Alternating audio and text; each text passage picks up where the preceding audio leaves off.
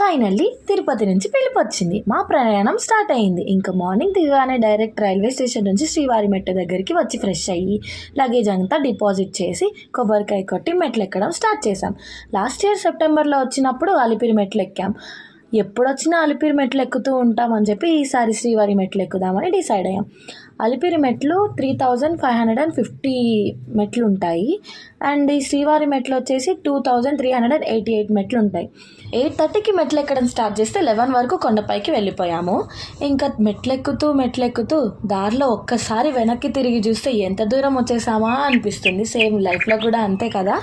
ఇంకా మెట్లు ఎక్కేసరికి మాకు ఒక చిన్న ఉడతపిల్ల కనిపించింది. ఇంకా డైరెక్ట్ సిఆర్ఓ ఆఫీస్కి వెళ్ళి రూమ్స్ తీసుకున్నాము. మేము తీసుకున్నారు 50 రూపీస్ రూమ్. ఆధార్ కార్డ్ ఇస్తే వాళ్ళే రూమ్ అలాట్ చేస్తారు. ఓన్లీ ఫ్యామిలీస్కి మాత్రమే రూమ్ ఇస్తారు. మేము తీసుకున్న రూమ్ ఎలా ఉందో చూసేయండి.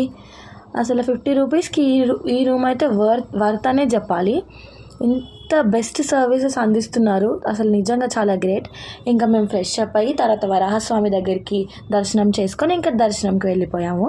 దర్శనం 3 అవర్స్లో కంప్లీట్ అయిపోయింది.